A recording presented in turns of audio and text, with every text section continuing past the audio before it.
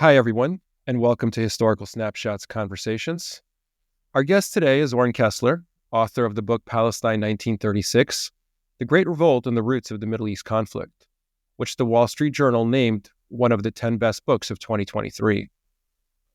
The book also won the 2024 Sammy Rohr Prize and was a National Jewish Book Award finalist. It'll be the topic of our discussion. A little about Oren before we start. He's a fellow of the Royal Historical Society, previously the Deputy Director for Research at the Foundation for Defense of Democracies in Washington, Research Fellow at the Henry Jackson Society in London, and a journalist whose work has appeared in media outlets including Foreign Affairs, Foreign Policy, The Wall Street Journal, The Washington Post, and Politico. Oren, welcome, and thank you for coming on to the podcast. Thank you so much for having me. I'm happy to be with you. Great. So let's jump into it. Let's get started. January 1st, 1936. The year begins. What is Palestine? Palestine is a League of Nations mandate that has been handed to Great Britain in order to facilitate the famous Balfour Declaration of 1917 that Britain made in favor of a Jewish national home. In 1930 specifically, the face of the country is changing rapidly, particularly the demographic face of the country. Of course, Hitler has come to power 3 years previously, in January 1933. There are other anti-Semitic movements on the rise across Europe, in Hungary, Poland, Romania. And really, this just has the effect of turbocharging Jewish immigration to Palestine. So in the first half of the 1930s, the Jewish population of Mandate Palestine doubles. The population of Tel Aviv, where I live, triples. Land sales double in this very short period of 4 to 5 years in the early 1930s. So really, there are many places where you could start this story, but I think the Balfour Declaration of late 1917 is as good as any. And in that famous or infamous declaration made in the midst of the Great War, of course, Britain expressed its support for a Jewish national home in Palestine with the understanding that nothing shall be done to prejudice the civil or religious rights of the non-Jewish inhabitants, namely the Arabs. So this is all very complicated stuff, but I think to understand that the beginning of the mandate, you have to look at the Balfour Declaration. The Allies go on to win the Great War, and then the League of Nations is set up. The Allies have taken Palestine, and the League of Nations mandate goes to Great Britain. It goes to the country that had made this Balfour Declaration.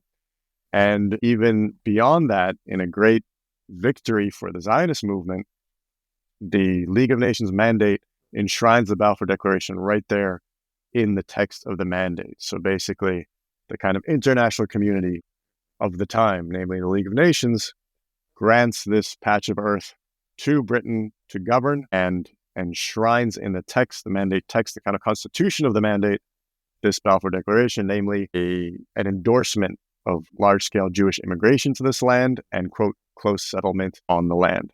So the British mandate really gets going in the post-war era in the early 80s, and by the mid-30s, it's very much in full swing. And really, the land has changed dramatically, demographically, economically, in so many ways in those intervening decade and a half. In terms of the mandate, so the Balfour Declaration didn't outline a specific boundary, didn't say what the land would be. Once it becomes the mandate as part of the League of Nations, is there more clarity around what the borders should be?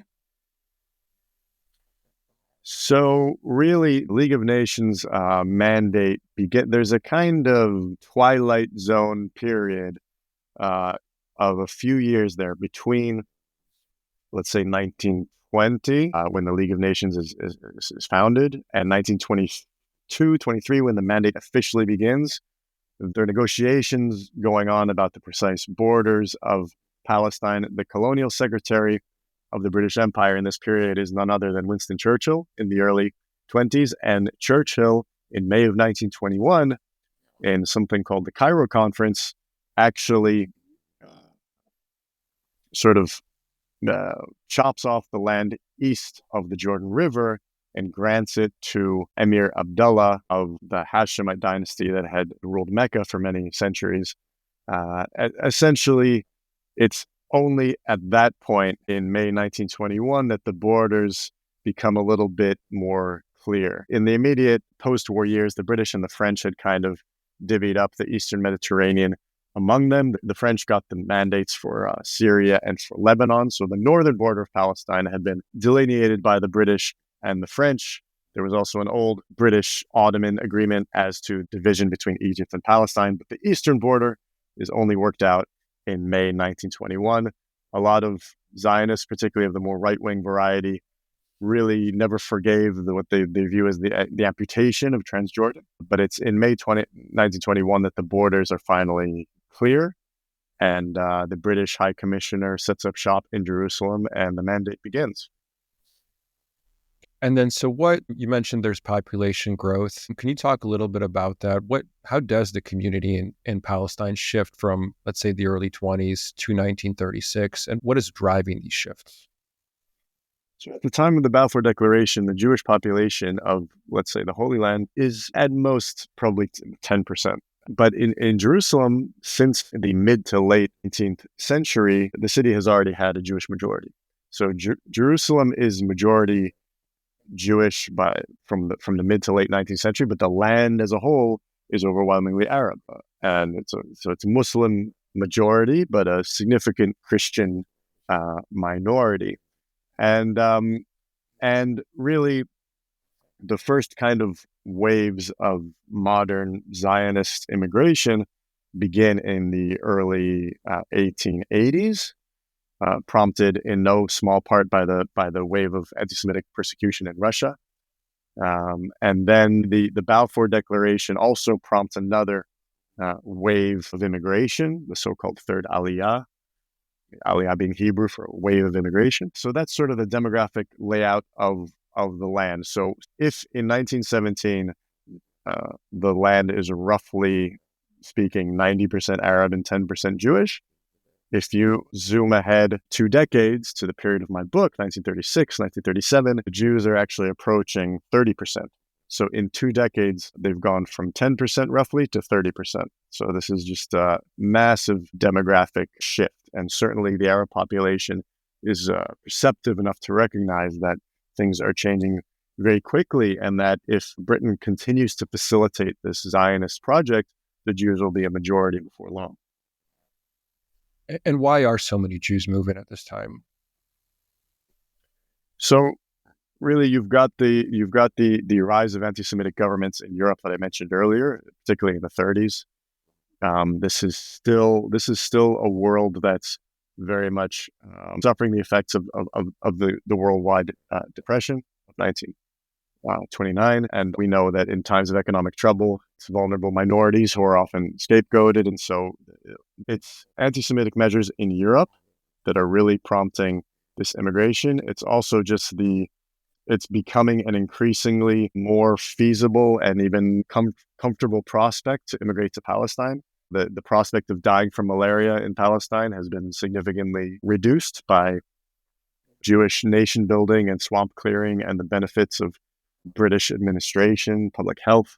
And it's also the fact, it has to be said, that exactly 101 years ago, here in the U.S., Congress passed the 1924 U.S. Immigration Act, which all but closed the gates to this country to immigrants from Eastern and Southern Europe, namely where the vast majority of the world's Jews lived. So really, the only major sanctuary that's left in the world for the persecuted Jews of Europe is really Mandate Palestine.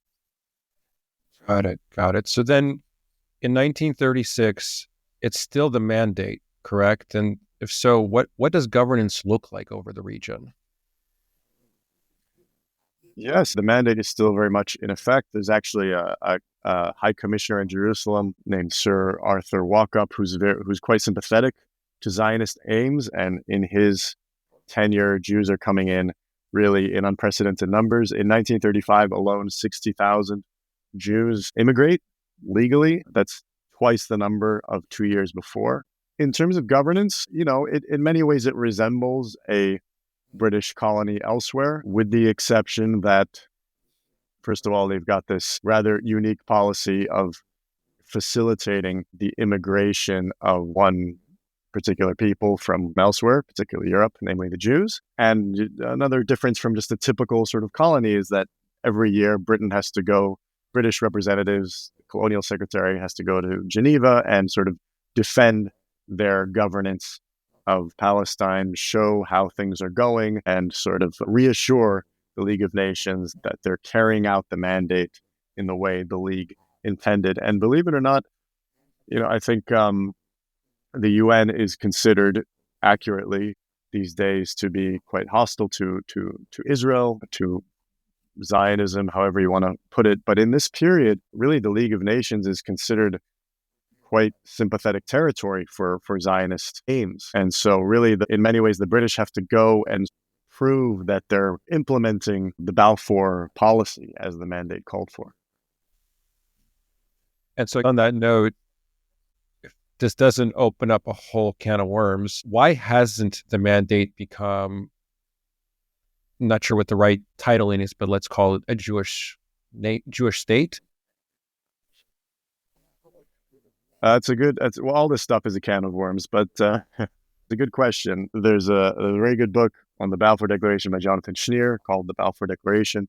And there was even in that period, before there was a League of Nations, there was a whole debate among the British leadership of how to craft the Balfour Declaration. And there was some talk, if memory serves, of actually using the terminology of statehood. And they ultimately settled on this formulation of a national home, again, to leave some sort of strategic ambiguity and some wiggle room.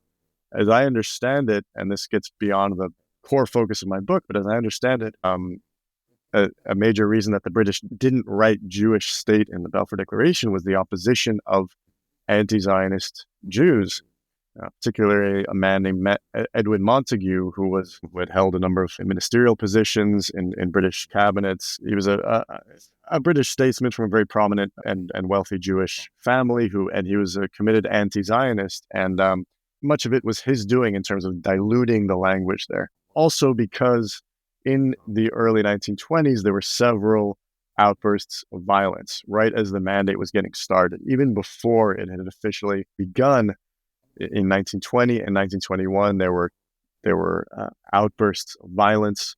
The one in 1921 in Jaffa was particularly bloody. There were some 50 Jews killed in Jaffa and elsewhere. Really, these outbursts of violence caused the British to reconsider the scope of their ambitions. The first High Commissioner in Palestine was actually a Jew and a Zionist by the name of Lord Herbert Samuel, who arrived in Palestine quite enthusiastic about the Zionist project, but particularly after these two outbursts of violence, decided to really roll back Zionist ambitions and British commitments to Zionism. And there's the famous among people like me anyway, white paper of 1922 called the Churchill White Paper, because Churchill was colonial secretary at the time, but basically written by Lord Samuel himself, in which the British make clear that the initial ambitious aims for Zionism of, quote, to make Palestine as Jewish as England is English, that these were not the intention, they actually explicitly say that the intention is not a Jewish state, but rather sort of gradual immigration and, again, a national home, not state. Interesting. So then going back, the year begins. What are the goals of the different communities that are living there at the time? Well, I think really from an Arab perspective, it's quite clear. It's to keep the Arab majority, to keep it as strong and solid a majority as possible, to oppose Zionism, to oppose this Balfour Declaration policy. Of course, there are different factions within Arab Palestine, but the indispensable man in Arab Palestine in this period, in the entire mandate period, is the Grand Mufti, Hajj Amin al-Husseini, who is appointed by Lord Samuel in 1920 to be Grand Mufti. And really, by doing so, Samuel makes this young Jerusalem aristocrat the most powerful Arab and Muslim in Palestine, basically for life. And of course, as some of your listeners will know, Hajj Amin later becomes famous or infamous in World War II by spending the war in Berlin at the side of Himmler and even meeting with Hitler and doing pro-Nazi propaganda and recruitment drives. But really, in this period, he's able to convince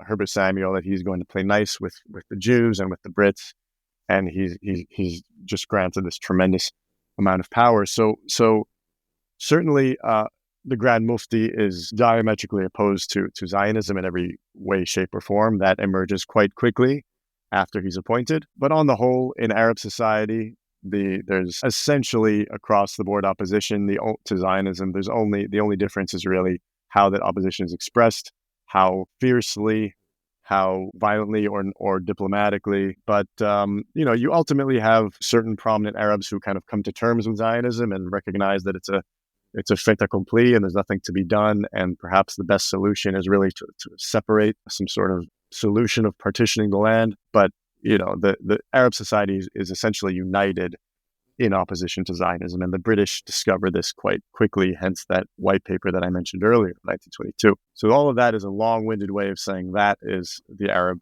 aspiration. The Jewish aspiration, even if a lot of times the kind of Jewish Zionist leadership doesn't say this explicitly, the Jewish aspiration is a Jewish majority. And ultimately, there's certainly the right wing of Zionism is explicitly aiming for a state. They say so. But even the sort of more mainstream sort of labor Zionist leadership that predominates, they're not quite as explicit about it, but that their aims for statehood, but that's probably the end goal eventually. Now, nobody knows how long it'll take. It could take 100 years. But the goal is immigration to aim towards a majority, as strong a majority as possible, to set up settlements, to grow the economy, really to create a state in the making that eventually, once there is a Jewish majority, can go on its way, can eventually achieve independence from Britain or some kind of independence within the Commonwealth, and can be a democracy because it'll have a Jewish majority by then. And the British objective is really just to keep these warring tribes away from each other's throats, to try to keep the peace, to try to somehow fulfill what becomes known as the double obligation, namely they've made their promise to the Jews of a national home, but they've also promised to the Arabs that their civil and religious rights will be protected, to try to balance these two obligations, which may have been impossible from the beginning, but nonetheless, they give it their best. And so these are really the competing interests at the time. Got it. So then getting into the revolt, why does it break out? And how is this different from past acts of violence that have happened? So as I mentioned, there were outbursts of violence in 1920, 1921, and then really famously and infamously in 1929. In 1929, you see the Hebron massacre in the city of Hebron, which is now on the West Bank, and a few other places in which 133 Jews are killed in very grim and gruesome circumstances in ways that really recall the atrocities of October 7th. But as grim and gruesome as those attacks were in 1929, that's kind of, quote unquote, in my view, that's all that they were, quote unquote. They were attacks, terrorism, riots, but they didn't represent a sustained nationalist uprising. They didn't represent these outbursts of violence in the 20s, didn't represent an intifada in the parlance of our times. The first time we see anything on the level of that scale of a sustained, prolonged uprising with political ambitions, political objectives is, in my view, the Great Arab Revolt of 1936 to 39, which of course is the focus of my book. It's a revolt that begins in spontaneous acts of violence, just like previous outbursts of violence. But the difference is really that this time it's matched by political and economic measures and demands. There's a general strike that breaks out, or that's called basically right after the first acts of violence begin, local leaders in Nablus and a few other places, and then eventually the entire country call a general strike announcing that they will have no contact with the Jewish economy and no contact with the British authorities. There's a certain resonance and echo with the boycott Israel movement of today, if you like, but it actually ends up lasting 6 months, this general strike. It's one of the longest general strikes anywhere in history, even to this day. It's a source of tremendous pride to the Arabs of Palestine. But there are also political demands that are made here. So even though the revolt begins in spontaneous violence, the Mufti rushes to assert his political leadership over it. And he basically says that this strike will continue, and implicitly that the violence will continue unless certain demands are met. Chief among them, a complete stoppage to Jewish immigration and a complete ban on land sales, because the many prominent, wealthy Arab landowners are selling land quite happily at vastly inflated prices to the Jews, even as they rail against the practice in public. And so, and these demands really bear fruit, because after 6 months of revolt, the British send a royal commission, the so-called Peel Commission, to examine Arab grievances. In terms of the timing, is it fair to say then that this uptick in immigration, particularly because of what's going on in Germany, because the borders in other countries have closed, that at this point there's a lot of momentum without anything that might clearly stop that momentum of Jewish immigration? And is this really the story behind the timing, or is that just part of the story from your perspective? I think Jewish immigration, the fact that the Jews are approaching 1/3 of the population, the fact that that they're being pushed out of Europe, as I mentioned, in ever increasing numbers. You've got a friendly high commissioner in Jerusalem who's accommodating those numbers without much pushback. You've got the doors to America being closed, and all of this comes together.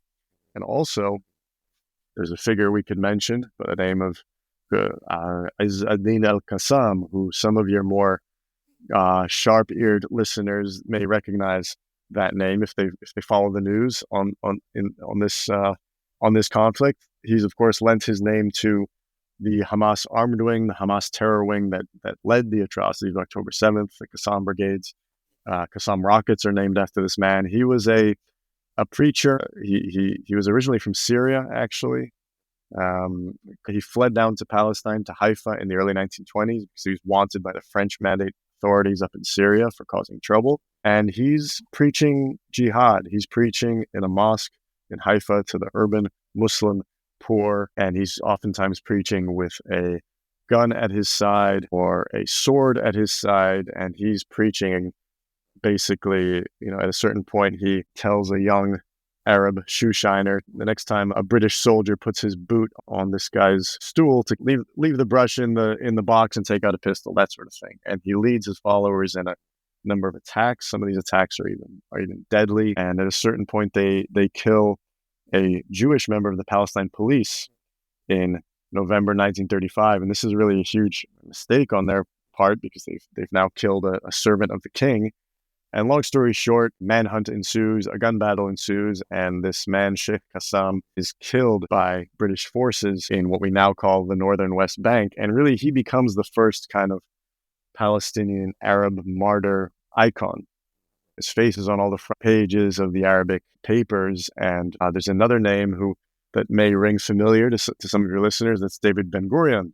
Ben-Gurion was the head of a Jewish agency, kind of the Jewish proto-government in Palestine. And Ben-Gurion recognizes the significance of this moment immediately, of Qassam's death. And he writes in his diary, "Finally, the Arabs have found a man who's willing to give his life for an idea or for an ideal."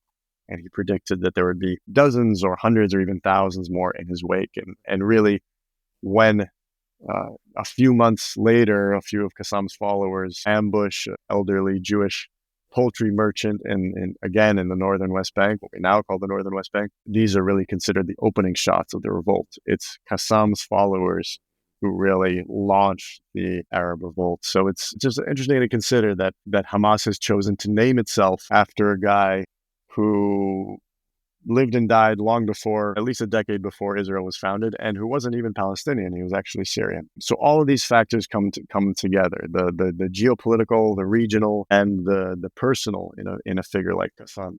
And so with the Grand Mufti, what is his motivation? What is he trying to achieve? And when this breaks out, is he philosophically aligned with Qassam, or what is his perspective on the violent side of the breakout of this revolt? The Mufti certainly has no compunctions about violence or terrorism. There was actually the British Commission of Inquiry that looked into 1929 riots, the Hebron riots. One of its members actually blamed the Mufti directly for having incited that revolt and thought he should be removed. He had some role, although historians continue to debate the extent of his role in inciting the 1929 riots and perhaps some of the earlier riots. So he really had no compunction about that whatsoever. But he was also extremely power hungry. He wasn't going to let someone like Qassam have all the glory.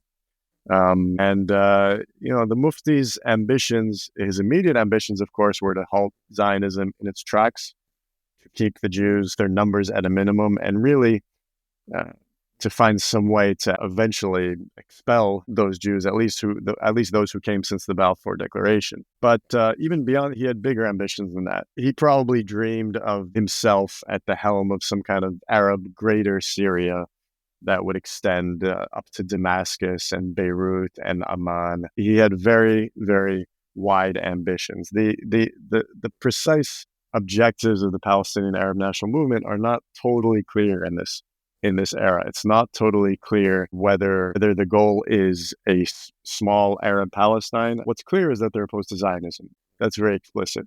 But what is the ultimate goal? A lot of times, even the Mufti is talking about an Arab confederation, perhaps with Syria, with Iraq. This is a period of transition and change. This is a period between the world wars of transitioning from the old Ottoman order that had lasted for 400 years to this interim period of League of Nations mandate. Iraq is a mandate. Syria and Lebanon are mandates. And then eventually, really in the 30s in this period, and this is also actually one reason that the revolt breaks out, is that these neighboring Arab countries are making their own steps towards independence. They're gaining ever more self-rule, ever more responsibilities. They're signing agreements with France and Britain towards, if not immediate independence, eventual independence. And all of these, Iraq, Syria, Egypt, all of these countries are moving towards independence. However haltingly, that's the direction.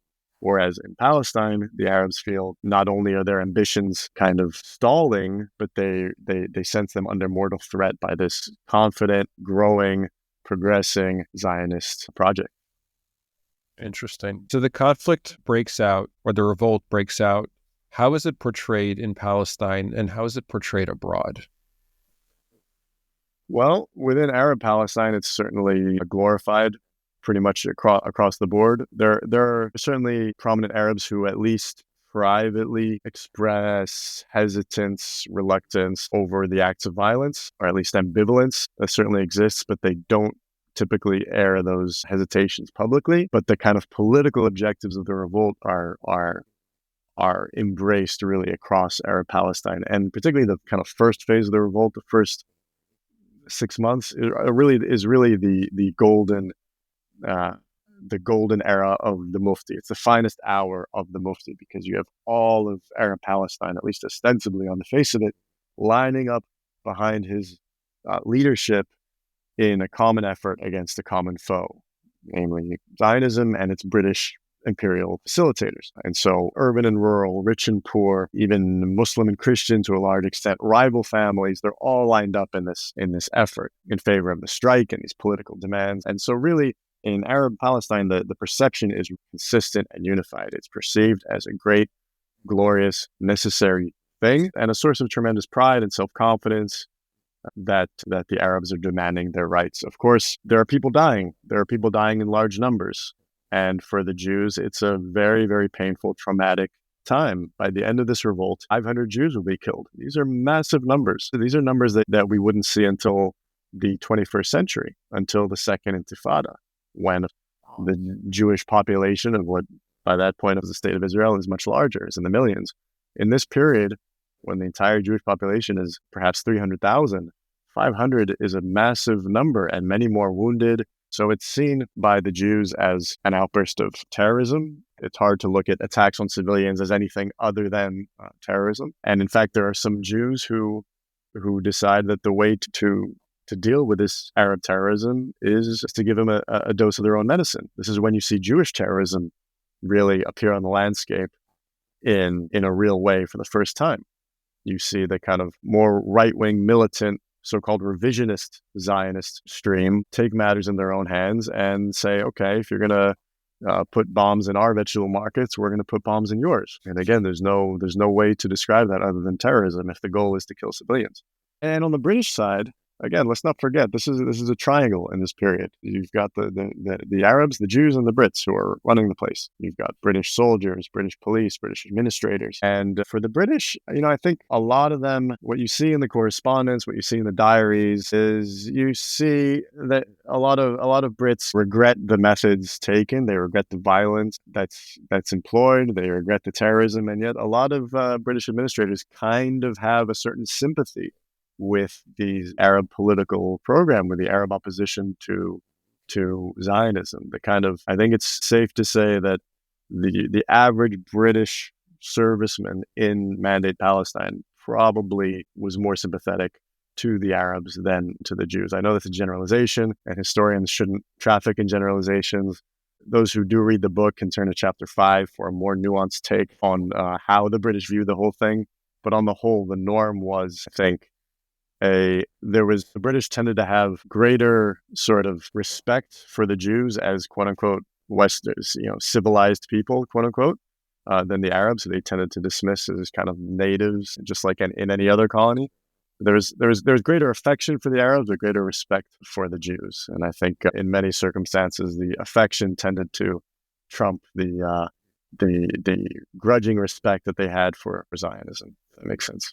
So, and is the revolt making international news? Is there a portrayal of it abroad? And if there is, does that have an impact in any way? Yeah, absolutely. This revolt makes the front pages of the New York Times again and again. It's once the British call the Peel Commission. This is all covered extensively in the international media.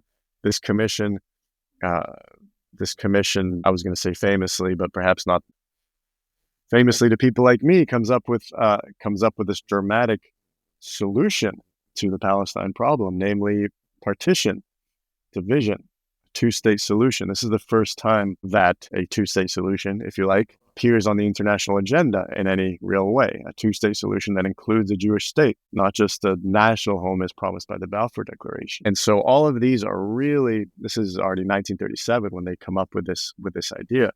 And so all of this is covered extensively in the international press. And then, at the risk of getting ahead of myself here, or getting ahead of our conversation, in 1939, the British eventually get tired of the whole thing. War clouds are gathering over Europe, and they decide that this whole Palestine mess, this whole Zionist experiment is just not worth it anymore. And they end up passing the white paper of mid 1939, which really rolls back their commitment to Zionism massively. And this is in all of the papers. The New York Times editorializes fiercely against it. Believe it or not, this is seen as a real kind of betrayal of the Jews, because I mentioned earlier that in 1935, Jewish immigration to Palestine reached 60,000. Well, according to this white paper, total immigration over the next 5 years was to reach 75,000 in total, after which any further immigration would be contingent on Arab consent. And of course, it was clear to everyone that consent would not be forthcoming. So there are huge protests in New York. There's a huge rally at Madison Square Garden. FDR makes it known that he finds this white paper unacceptable. As I mentioned, the New York Times editorialized against it. So this is very much revolt that's being covered in the international press, being followed in the world. There's foreign power intervention as well. The Italian fascists are quite active in supporting the Arab side. Nazi Germany also to an extent, although mainly fascist Italy, for their own reasons. The Italians simply want to cause problems for the British. They don't really have strategic objectives beyond that. So absolutely, it's an event. These are 3 crucial years on the eve of World War II. in the Holy Land that really is capturing the attention of the world in many ways. But so on this 1939 white paper, there is an immigration significance, which is, I think you said 75,000 people, and then contingent on Arab community approval. Beyond that, does it change the governance structure? What does it really mean that the British, I don't remember if these are your words or I'll say it in mine, essentially are giving up on the mandate, are giving up on the project? What is the significance of that from like a governance perspective, if there is a significance? It's not totally clear that they're giving up the mandate. They make some sounds about giving about a free Palestine, quote unquote, an independent Palestine. But what they're really giving up on is the Balfour Declaration component of the mandate.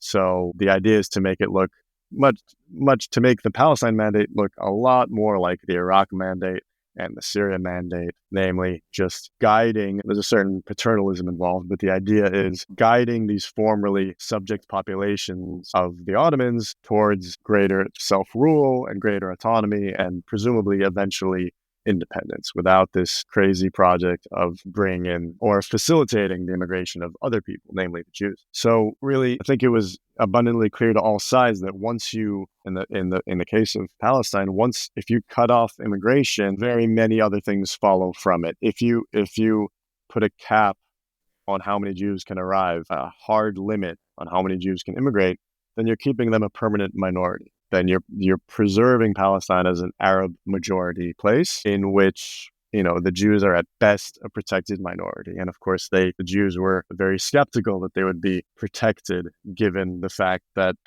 500 of them had just been killed over the past 3 years. And so, there's a line in my book in which Chaim Weizmann, the head of the World Zionist Organization, says, look, we didn't come here to exchange our German ghettos for Arab ones. And I think it's Ben Gurion who says, if the choice is between pogroms in Poland and pogroms in Palestine, we'll take the latter. So basically, the idea is, we didn't come here simply to become another protected but really not protected minority. The idea was not simply to go from a persecuted minority in Poland to one in Palestine. That was not the idea. The idea and even the promise was essentially to build up this national home, to not artificially stop it. And this is what Churchill also says. Churchill is dead set against the white paper, and he rails against this 1939 white paper in Parliament. He says that really the betrayal is in this upper limit. Okay, he basically says, I'm paraphrasing here, but he says, we made the Balfour Declaration promise in the eyes of the world. We're bound by honor to uphold it. And if we can't carry it out, then we can give up the responsibility, but we shouldn't pretend that we didn't make this promise. And if we start artificially capping immigration, not just slowing down, but if we end immigration entirely, well, then we're going back on our promise. And I'm assuming events got to this place because the two-state solution didn't work out. Can you talk a little bit more about what was the two-state solution in this case and why didn't it work?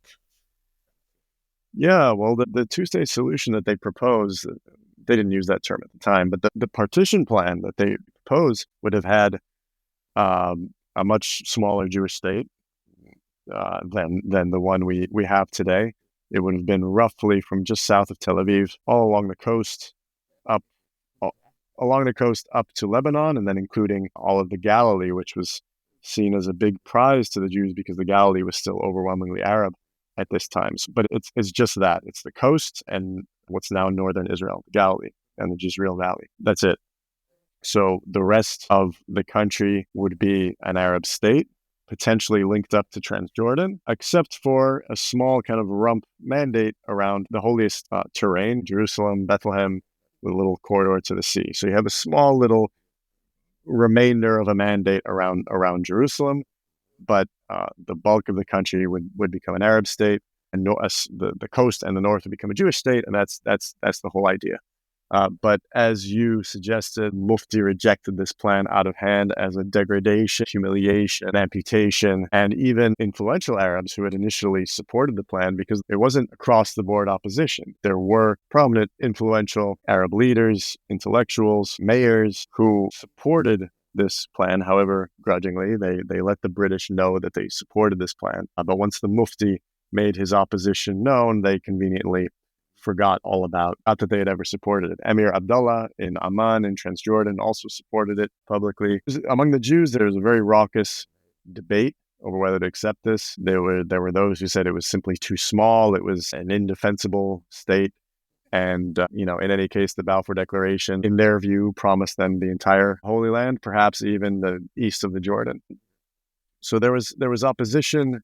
There was a very raucous debate among the Jews, but the two Zionist leaders who mattered most were Ben-Gurion and Weizmann, heads of the Jewish Agency and the World Zionist Organization, respectively. And even though they kind of played coy and sort of suggested maybe yes, maybe no, I've read their correspondence, I've read their diaries, they were both ecstatic by this proposal. They didn't view it as the last word territorially. They viewed it as a foothold and as a sanctuary for the persecuted Jews of Europe. And Weizmann famously says that even if it were the size of a tablecloth, we'd be mad not to accept it. And so the Jewish leadership let the British know that they accept this proposal at least as a basis for negotiation. The Arab leadership, i.e. the Mufti, lets it be known that he in no way, shape, or how, is that the expression, would accept such a thing. And the commissioners go back to England, and kind of the revolt has been sort of put on hold while they're doing their work in the country. But once they leave, the revolt flares up again much more fiercely than before. And the Mufti ends up actually fleeing the country because he, by this point, is a wanted man by the British. It becomes fairly clear that he's actually guiding the revolt along its main lines. And so he flees to the Temple Mount, where he believes he has immunity, and then he ultimately flees the country in late 1937, and he won't be back for 4 decades. He flees to Beirut and sets himself there. Once he flees, who takes over leadership in the Arab community? That's a good question. He really continues to be the leader of Arab Palestine in exile. He's recognized as such by the Arabs of Palestine. But when the revolt begins, he creates something called the Arab Higher Committee, which of course he is at the head of. And once he flees the country, the British outlaw the Arab Higher Committee. They arrest those members of the Arab Higher Committee who are still in the country, those they can get their hands on, and they send several of them to the Indian Ocean, to the Seychelles for the next year and a half. And really, Arab Palestine is left kind of leaderless. Even the former mayor of Jerusalem, a guy named Hussein Khalidi, is sent off to the Seychelles, and his deputy, who's a Jewish guy, Daniel Auster, is made mayor of Jerusalem. So this is one of the many historic firsts of this period of the revolt, is that this is the first Jew to be in charge of Jerusalem for 2,000 years. So then the revolt continues for another roughly year and a half. What brings it to an end? Well, it's an confluence of things. The white paper is a huge part of it because it really answers most of the Arabs' political demands in finally putting in kind of a final cap on immigration and promising independence to Palestine. But also there are very, very heavy-handed counterinsurgency measures that the British take, particularly after the Munich crisis comes and goes in September 1938, and war in Europe is averted, at least temporarily. The British are finally able to send over large numbers of manpower to Palestine to quell this revolt, and that's exactly what they do. They send over 2 divisions. This is the biggest British military deployment between the world wars, and they engage in a very heavy-handed, even brutal counterinsurgency campaign. And this is when you see home demolitions on a significant scale for the first time. This is when you see administrative detention being used really for the first time, namely detaining suspects without any particular cause as part of emergency regulations. In fact, a lot of the most controversial methods used by the IDF today have their roots, their basis in this period, because the IDF is both based on the British Army in many ways, and also the State of Israel inherited so many laws, including emergency laws from the British Mandate. You have at least 100 Arabs are hanged in this period. Thousands are killed in British operations. Huge numbers of weapons are confiscated. Probably tens of thousands of Arabs flee the country. This is another precursor to 1948. particularly those Arabs with means, flee the country to Beirut, Damascus, Cairo, just to wait out the fighting. And you also have this very heavy-handed British counterinsurgency goes a long way to really sapping the revolt of its strength. But you also see in the second, third year of the revolt is that initial unity that I talked about earlier just really dissolves or even explodes. And you see kind of old scores being settled within the Arab community under the cover of this ostensibly nationalist revolt. So you see kind of old family feuds being settled again under the cover of this supposedly nationalist revolt. You see the Mufti, even from exile, siccing his henchmen on enemies, real and perceived. Anybody in the Arab community who dares veer from the Mufti's path risks his life. And so really by the end of the revolt, you have probably many more Arabs dying at Arab hands than even at British ones. So all of these things come together. The white paper as a kind of political solution, very heavy-handed British military response, plus just a real explosion in Arab infighting. All of this comes together to kind of put the revolt very much on the ropes by mid to late 1939. And by the time the World War begins, September 1939, the revolt is basically over. It's on a very low flame. And that final kind of reckoning between Jews and Arabs over the Holy Land is just kind of put off for the duration for most of the war. Got it. And so once the revolt is over, now taking the hindsight lens, how did it reshape the communities and the goals? Well, I really think that the changes were profound. One of the, I think for the Arabs of Palestine, this is really the crucible in many ways in which Palestinian Arab identity coalesced. That's not to suggest there was nothing before, but really it's in this period that, as I mentioned, you have the kind of entire Arab society coming together in this common effort against a common foe. And, even today, a lot of the figures or a lot of the gunmen, militants of the Arab Revolt are celebrated in folk songs. You still see schools named for some of these guys. I mentioned the influence of Qassam earlier. And, for the Jewish side, we haven't mentioned this, but this is actually the period in which the Jews become an armed force to be reckoned with for the first time. I mentioned just a minute ago that it was only after the Munich crisis of September 1938 that the British could finally send over troops in large numbers. So until that point, what they were forced to do really was to accede to a long-standing Jewish plea to include them in the security apparatus, to arm and train Jews in large numbers to help defend the Jews from these Arab attacks. So really, throughout the course of this revolt, just by the force of circumstances, the British are forced to train. Or not forced. The British decide, given the circumstances, what they have to do is to train and arm Jews in large numbers. They enlist some 15 to 20,000 Jews in the Palestine police as quote-unquote Jewish supernumerary police. And even though they're getting their weapons and their training and their salary from the British, it's ultimately pretty evident to everybody that these new Jewish police are actually answerable to the Haganah, namely the mainstream Jewish armed group, Jewish self-defense group, which is still technically illegal, actually, in Mandate Palestine, but which is tolerated by the British as long as it kind of behaves itself and limits itself to self-defense, to defending kibbutzim, defending farms, cities. And so really, it's in this period that the British, this is often forgotten, including in Israel, that the British, the preeminent military power of this period, really create the seed of a Jewish army. This is the period also, we don't have time to get into it at length, but this is the period of a very eccentric guy named Ord Wingate, who was a British officer deployed to Palestine, and he creates something called the Special Night Squads, which are these mixed British-Jewish units that operate at night and take the fight to the enemy, namely these Arab armed groups. And in doing so, he really creates the kind of first Jewish strike force, if you like, and even the seed of the future IDF officer corps.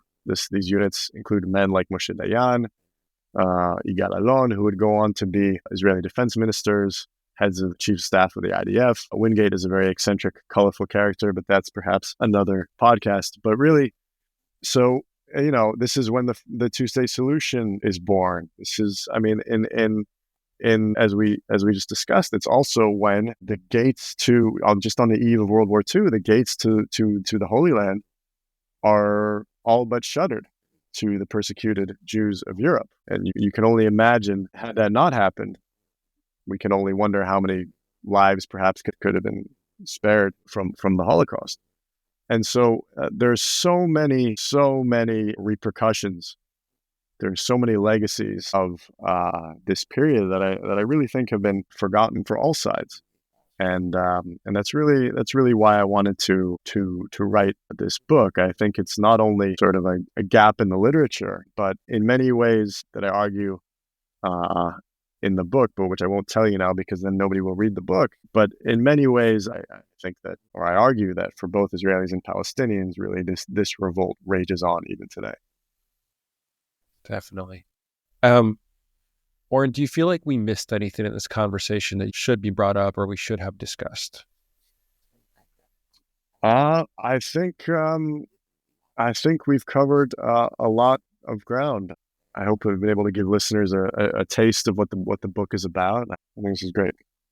Awesome. Well, thank you for sharing all your insights. I know it's complicated, but the knowledge you're sharing is really phenomenal. So again, really appreciate you coming on to the podcast and sharing your wisdom and bringing the book to the world because it's important information. So thank you again. Thank you so much. Really enjoyed it. Really enjoyed this conversation. Appreciate it.